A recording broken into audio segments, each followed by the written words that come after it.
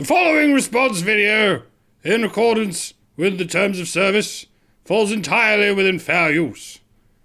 Yeah, unless you record it onto a VHS tape and then start clubbing baby otters with it or something. That would not be my cup of cricket if I were in charge, with regard to what is or is not fair use, or indeed an idea worth spreading. Did you say cup of cricket? Yes, I did. All I could picture is like a mug full of grasshoppers. That's your problem, not mine.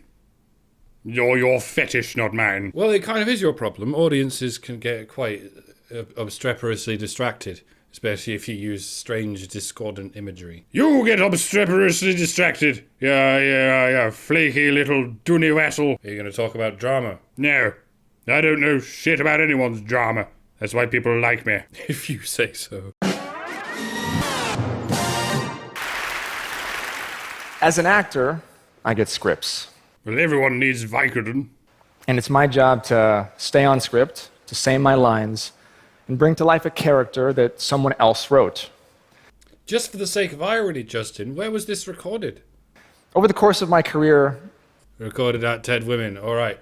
For this case study, Justin, we're going to explore what you mean, what you might mean, and what you could have meant when you said it's your job to bring to life a character that someone else wrote. Yeah, I'm just here to make some sort of meta point about that. Yes, you're here to irreparably muddy any chance of what is referred to outside the lighting department as a narrative focus. This is pretentious. I wet my pants. Ordinarily, the irony I'm talking about in this response video would all obviously be in Justin's lap, as he continues to definitively perform the root of his own problem, even as he curses the existence of its leaves and its shoots. But you're here to say shit like, you're just using big words to try and sound intelligent. Roots, shoots, and leaves aren't particularly big words? They're words that botanists use. Professional botanists. You're using sciencey words to make it sound like you know what you're talking about, doctor. Exactly. You're here to offer the most important side of the story. You know what they call a joke that needs to be explained? Yeah, alright. A shit joke. You're a shit joke. It's a good thing I give a fuck. It's a good thing shut up. I've had the great honor playing some of the greatest male role models ever represented on television. You might recognize me as male escort number 1. Are you a prostitute? Photographer, date rapist, shirtless date rapist. Are you a prostitute who finds himself in a lot of Christian Grey kind of situations? Shirtless medical student, a shirtless steroid-using con man. I am seeing a theme here, Justin. I'm not a heterosexual woman, but if I shut my eyes and try to imagine what an actor's career would look like if it revolved around what heterosexual women want, when I open my eyes, it's you, Justin. It's what you just described. You sound like you've lived your life appealing to the ideal of a fictional male specimen that women see in their heads when they read those naughty books they like. Do you get where I'm saying? Because most of the men I play ooze machismo, charisma, and power. And when I look in the mirror, that's just not how I see myself. Really? Because it's exactly how the women in your audiences want to see you. That explains why they lost track of their pants when they went to the other side of Mars. What? Shut up. But it was how Hollywood saw me. Hollywood? Oh, well, how old were you at the time? What? It's a valid question. I don't know why anyone would be making any whooping noises right now. They're not. You're just reacting to ghosts there. You're bouncing off of imaginary off-stage voices that you use as labour-saving devices in your narrative. Why am I doing this? Bugger if I know. I've been pretending to be a man that I'm not my entire life. That is an excellent resume for an actor, Justin. What exactly is the problem here? I've been pretending to be strong when I felt weak, confident when I felt insecure, and tough when really I was hurting. Shit, good stuff. Can you ride a horse and speak in the following accents? Mexican, Eritrean, Stromboli? I think for the most part I've just been kind of putting on a show. But I'm tired of performing. But you're still doing it. Like right now, aren't you? And I can tell you right now that it is exhausting trying to be man enough for everyone all the time. Now, right? My brother heard that. That was your sister. It's 10 women, darling. That response was in a rather tellingly high register, wasn't it? And to repeat, those are the people you've spent your life trying to please. Quite clearly. Now, for as long as I can remember, I've been told the kind of man that I should grow up to be. As a boy, all I wanted was to be accepted and liked by the other boys. But that acceptance meant I had to acquire this almost disgusted view of the feminine. Phew! For a minute there, I thought maybe Hollywood was going to take some flack or something. But no, it's little boys. Little boys, that's the problem. Ian, it's little boys, Ian. It's children, Ian. Yeah, it's children are the problem. You know how Hollywood exploits children, Ian? Yeah, it's the children's fault. Yeah, just the boys, though, Ian. Who are you talking to? Who are you talking to? Fair point. And since we were told that feminine is the opposite of masculine, I either had to reject embodying any of these qualities or face rejection myself. By whom? The issue is rejection. So the problem must be boys. Justin, have you spent like any time or calories in your life worrying about women rejecting you? Oh. Sorry, yeah. You haven't, have you? Okay, Justin, you're not normal, mate. You mean he gets laid? You're the one who's not normal. No, I am. That's why I don't get laid, because I'm normal. You don't get laid because you don't know your ass from your elbow. I don't know your ass from my elbow. Yeah, I'm uncomfortable with this scene. This is the script that we've been given. Right? Girls are weak, and boys are strong. And women are good and men are bad. That's how it works. You've got a protagonist who's good but weak. You've got an antagonist who's strong but bad. You've got a villain, a damsel, an imbalance of power. You've got the essential ingredients for a short story there, otherwise known as a narrative. With your good self as the hero. Colour me shocked. Well done for challenging the narrative that men are strong and women are weak. Might I ask how much effort you've put in to challenging the narrative that men are bad and women are good? Because you're scoring 0 so far, Justin. I'm already reaching for the red marker pen, and I expect to get comfortable with it. This is what's being subconsciously communicated to hundreds of millions of young boys and girls all over the world. Just like it was with me. Justin, you're worried about what you think is being subconsciously communicated to you through your childhood somehow. It's a fucking Twilight Zone episode. Meanwhile, out here in reality, there are baying mobs of soaking wet adult women who are consciously communicating to you, just as consciously as they can, that they really quite dig the strong look. That this tall, dark, handsome, ripped physique you've got going on here is precisely how they would like you to carry on presenting yourself. And they also dig the uptown, mysterious, might be a rapist kind of typecasting niche you found yourself in. Moreover, they would not have it any other way. Women's preferences, Justin, women's standards of male beauty. That is what got you here. And it's why there are pictures of tall, strong, well-dressed men plastered all over the animated cliffs of every city. Because women want it and they demand it. Justin. Not because schoolboys want it and demand it. Apparently subconsciously. You know, who shall we cast as the romantic lead in this movie? Well, it had better be someone handsome.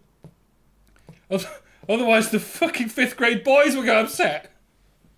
If there's one thing boys can't stand, it's ugly men. Because being ugly makes you a sissy. That's how men work. If there's one thing we respect, it's a pretty boy. Yeah, I know. I know shit. Me. I'm definitely not sheltered from reality.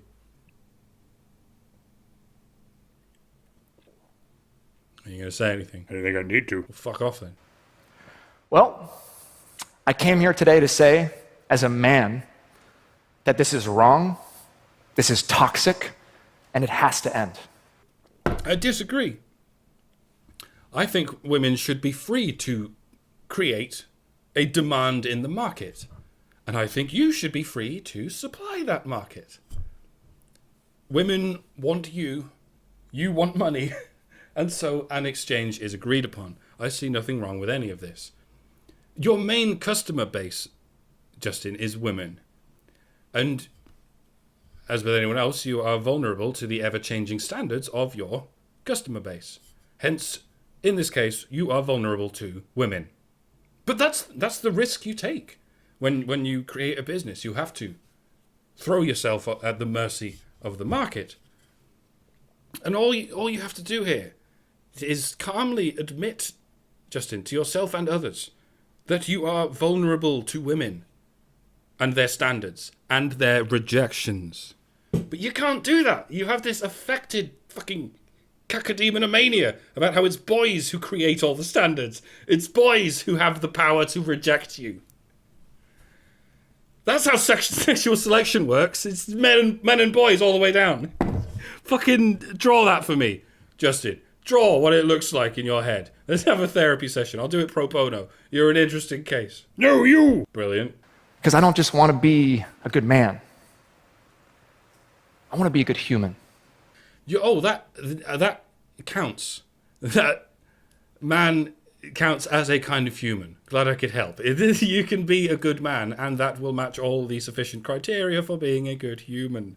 There's no need for you've added a sort of redundant loop to your algorithm there. I'm glad I could help you, tidy it up. Going from man to human is not an upgrade. If you think it is, and if you think it's a matter of opinion, then okay, it appears to be where our opinions disagree. And I believe the only way that can happen is if men learn to not only embrace the qualities that we were told are feminine in ourselves, but to be willing to stand up, to champion and learn from the women who embody them. There you have it. When boys tell you that you're a boy, don't listen to them. That's the toxic thing. But when women tell you to be more like women, do it, man. That's how you truly get in touch with yourself. You've reached maximum poop capacity, sir. I'm going to have to release the valve slightly. And it's my job to stand up, stay on script, to champion and learn from the women and bring to life a character that someone else wrote. That was as short as this response needed to be so far, Justin. The rest of this is just fluff to give people their money's worth. Now, men. Wrong. Look. I'm not saying that everything we've learned is toxic. No, not everything. Just the, man stuff. I'm not saying there's anything inherently wrong with you or me. Yeah, it's just those other men. The ones who aren't in the room right now. And men, I'm not saying we have to stop being men. But we need balance. Right? Between being a man and being a woman, no. We don't. We need a balance between things like ambition and compassion, between things like left and right, between things like individualism and collectivism, because those things exist on a spectrum. Gender does not. Men and women both exist on infinite spectrums, within infinite spectrums, but gender is not one of them. Just like blood types is not one of them. We do not need a balance between blood type O people and blood type A people. We just need to coexist. Having said that, Justin, that doesn't mean you can categorize non-gendered things as binary, and I find it very odd to hear you say something like this. See, my dad wasn't traditionally masculine, so he didn't teach me how to use my hands. Wasn't traditionally masculine. He wasn't very traditionally parental, was he? If he neglected to teach you how to use your hand. That's like one of the first... Oh God, I just had a vision. When you sort of spontaneously imagine what the Guardian articles of the not too distant future are going to look like. Yeah. Teaching boys to use their hands is toxic masculinity. Don't do it. Teaching boys to walk and talk and clean out their own shit is white supremacist patriarchy. Oh God, they actually happen though. This is what's disturbing me right now. I joke these things into existence, but then 6 months later they actually happen. Teaching boys any of the things we've learned since the Stone Age is nothing but macho woman hating. So do your bit for the manual labour gap and chop off your son's opposable thumbs when he's 8 days old. It's just good grooming after all. But there was another role I learned how to play from my dad, who I discovered learned it from his dad, a state senator who later in life had to work nights as a janitor to support his family. And he never told a soul. Then how do you know if he's never told a soul? I mean, you are a soul. Oh, did you hear it from a ginger kid? Yeah, I don't get it.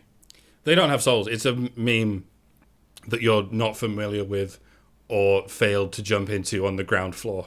You think you're smarter than you are. Imagine that. That role was to suffer in secret. And now 3 generations later, I find myself playing that role too. Do you know what a secret is, Justin? Because it's not what you just, told us. A secret is a phenomenon that disappears the moment you bring it up at a TED Talk. So why couldn't my grandfather just reach out to another man and ask for help? To support his family. So why couldn't my grandfather just reach out to another man and ask for help to support his family? How do you think the world works, Justin? Do you think, cuckoldry is not just rife, but mandatory? If your family's in need, you should just be able to just run out into the street and accost the nearest male citizen who just has to drop everything he's doing and go, my God, your family has needs and needs to be supported? Well, why didn't you say so? I was just piddling around trying to support my own family. Lead the way, stranger. Because, Justin, according to your story, that's precisely what your grandfather did. He reached out to a man for help, and that man said, okay, I'll give you a job as a janitor.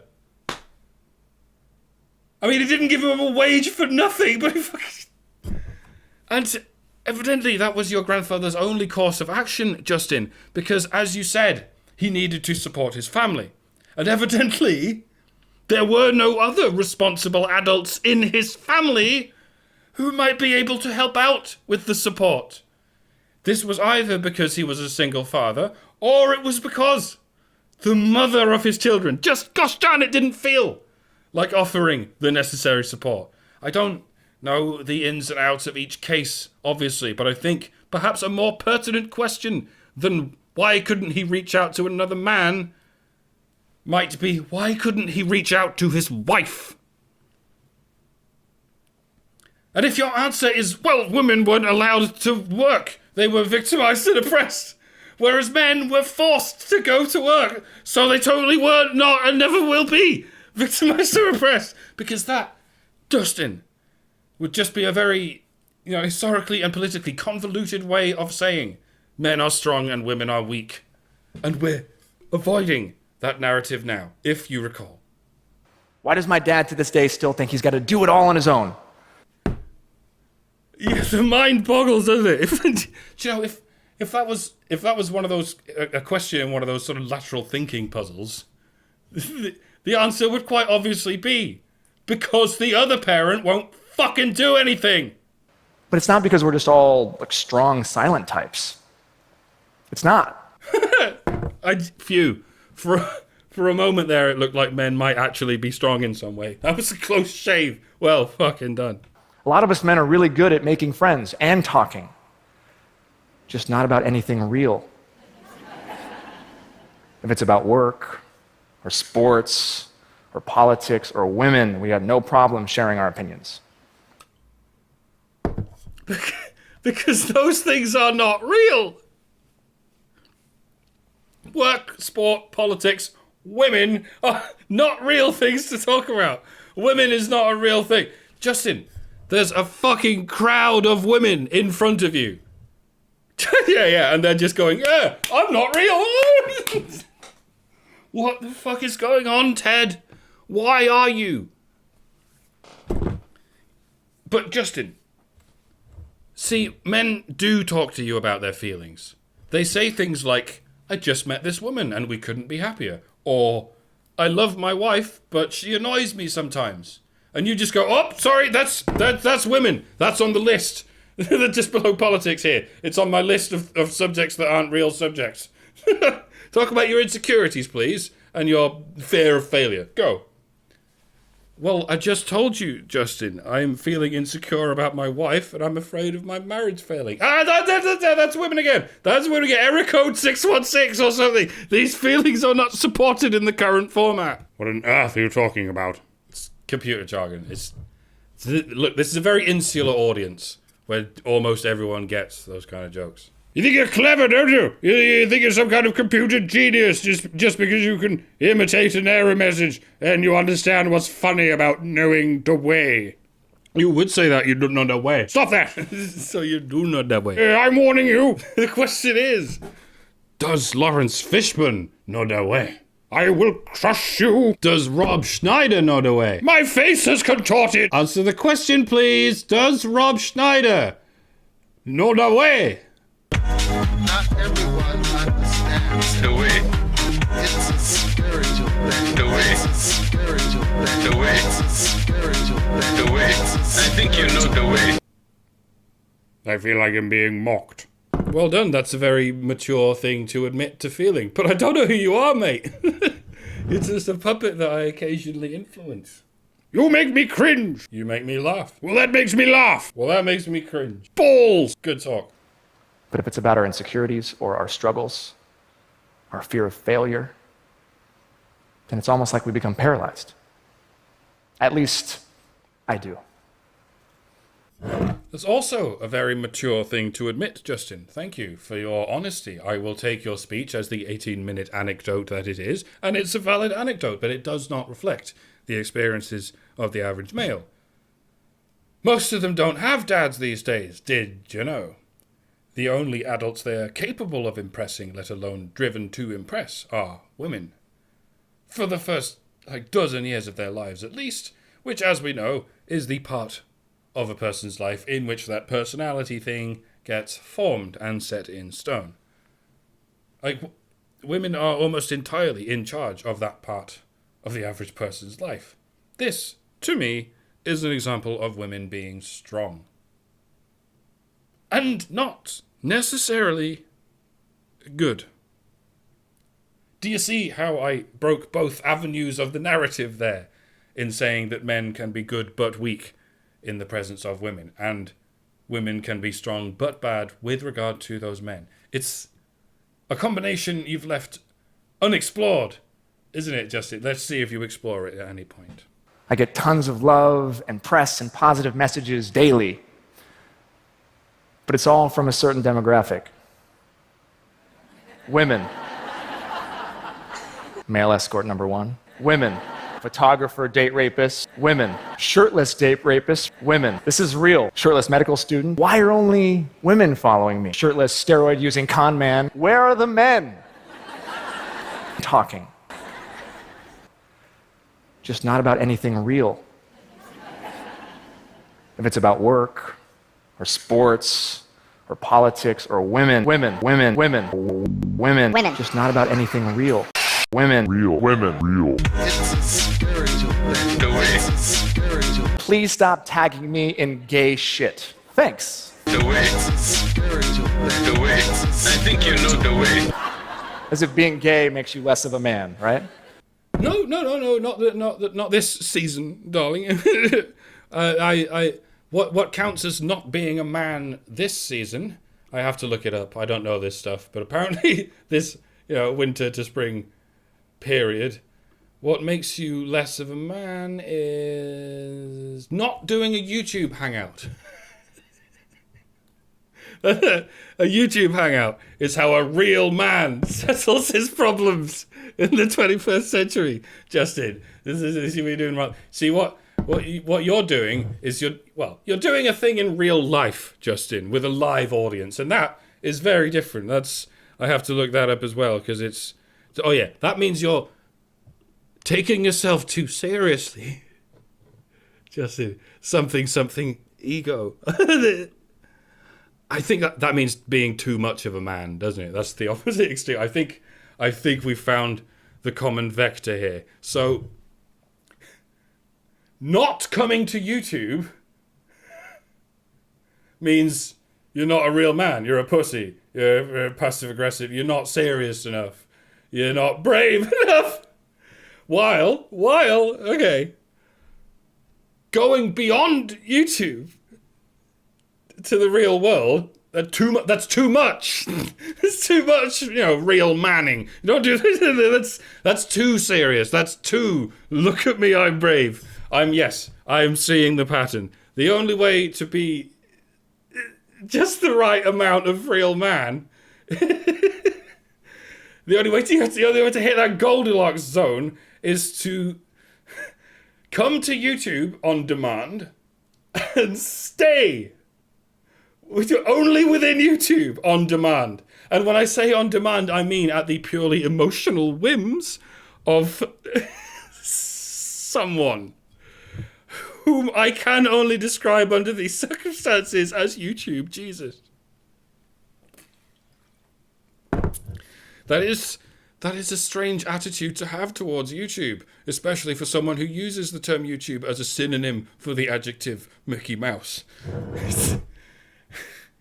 It's okay to be childish from time to time, but do you ever wonder how much of your audience is children? You said you weren't going to talk about drama. No, you said you weren't going to talk about drama. No, I didn't. Why did you lie? You okay? Why won't people talk to me? So I wanted to figure out how I could reach more men, but of course, none of them were following me. So I tried an experiment. I started posting more stereotypically masculine things. What kind of laugh was that? That they just, was that a laugh of, well, duh, Justin, that was a fatuous thing for you to say?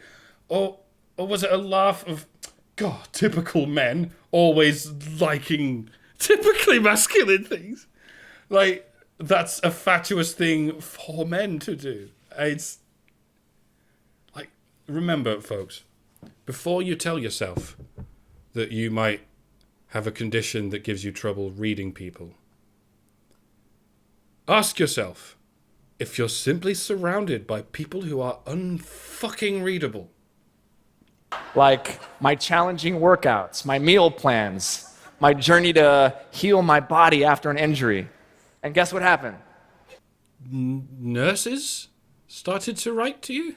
Men started to write me. Interesting. And then, out of the blue, for the first time in my entire career, a male fitness magazine called me.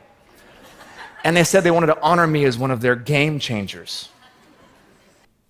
Yeah, well, nursing is a stereotypically female thing to do. Getting you sort of on your feet, getting you the right meals, getting you exercised and generally healed. Nowadays they're called occupational therapists or some shit, but this is the same. This is the same as a nurse. So it's a good thing, Justin, that you don't simply sit around letting women nurse you. You nurse yourself.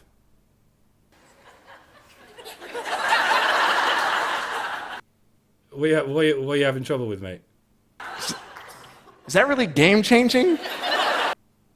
No, you're absolutely right. Let's just let women do the healing. That's how you change games.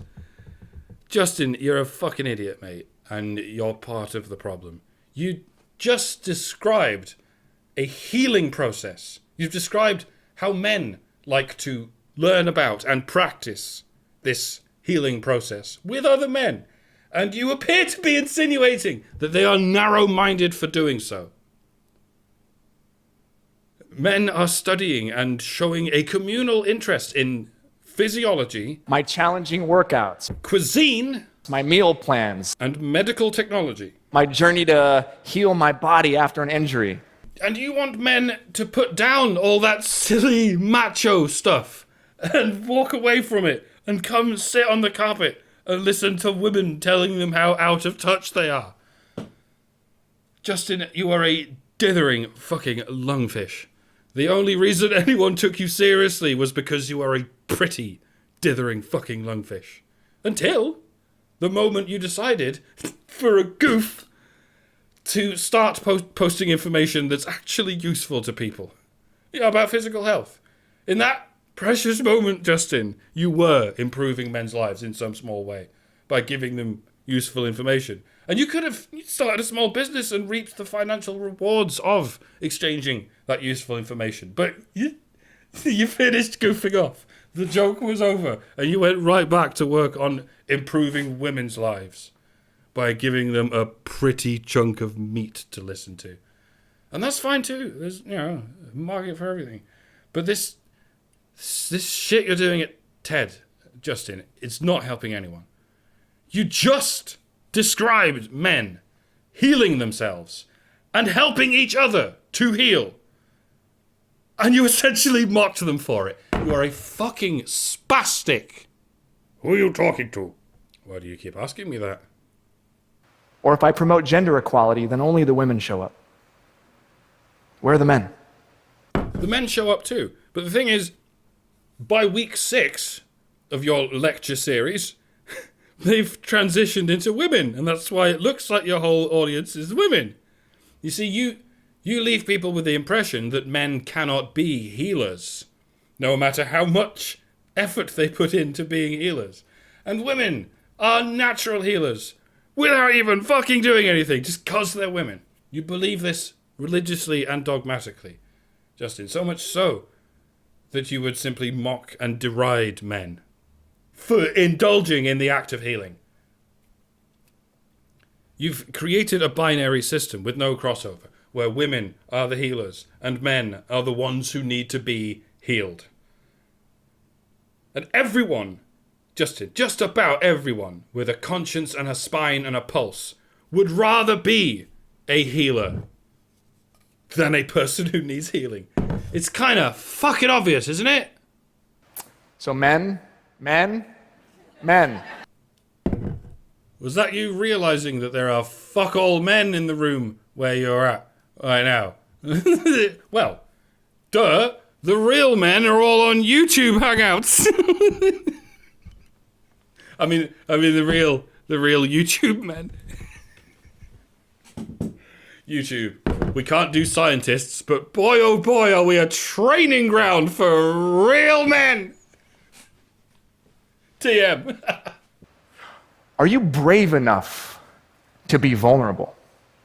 Yes, I know how that works, Sonny. Did you know that calling a sniper a coward won't stop them from sniping you? Did you know that? That's yelling any amount of shameful names up at a sniper will not cause them to, put their hands up and agree to come down from the tower and face you in a couple of spirited rounds of fisticuffs.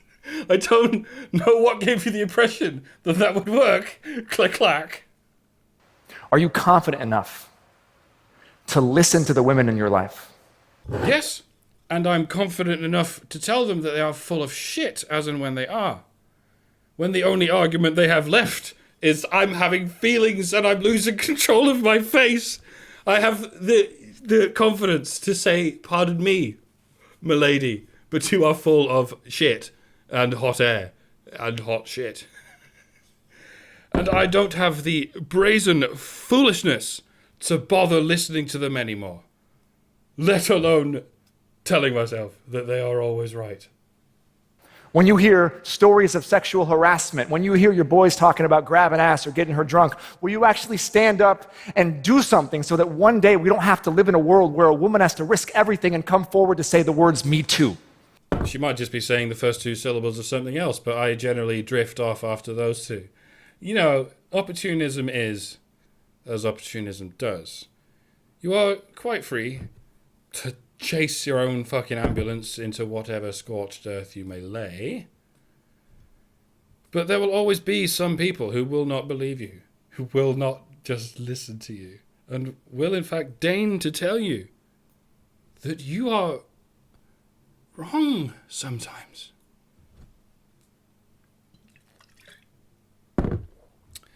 But I, being poor, have only my dreams. I have spread my dreams under your feet. Tread softly, because you tread on my dreams. Do you know what punishments I've endured For my crimes, my sins? None. I am proof of the absurdity of men's most treasured abstractions. A just universe wouldn't tolerate my existence. This is serious stuff. Oh, sorry. Just a moment ago, it wasn't. I've had to take a real honest look at the ways that I've unconsciously been hurting the women in my life. Unconsciously, you say? What do you think was going on unconsciously there? What did you Freudian slip right into saying? One more time, Justin. This is serious stuff. I've had to take a real honest look at the ways that I've unconsciously been hurting the women in my life. By now, I have to apologize for how long this video is. All it needed was that poop, this poop, and the echidna thing. And every point would have been made. But, you know, first Patreon video of the month. Might as well make it TV length. And it's ugly. What is? My wife. Oh. We're not interested. You're not interested. We are not in. Basically, sometimes when she would go to speak, at home or in public, I would just cut her off mid-sentence and finish her thought for her.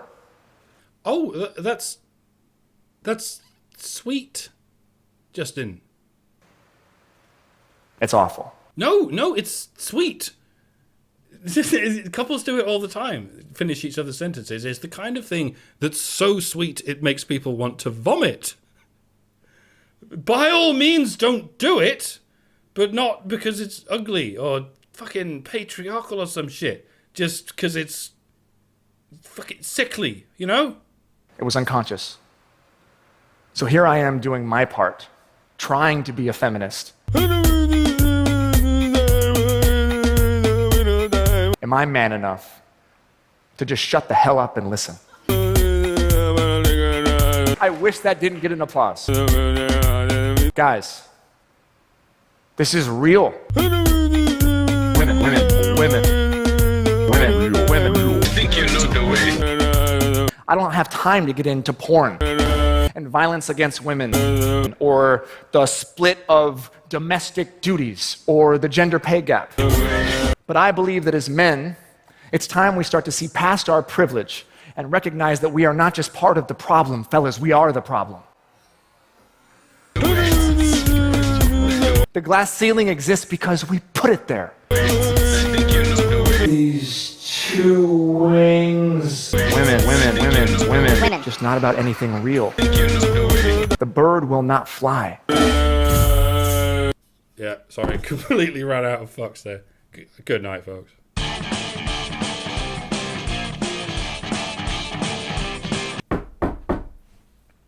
Who is it? He's a man with no face. He says, "Face me." Is that a joke?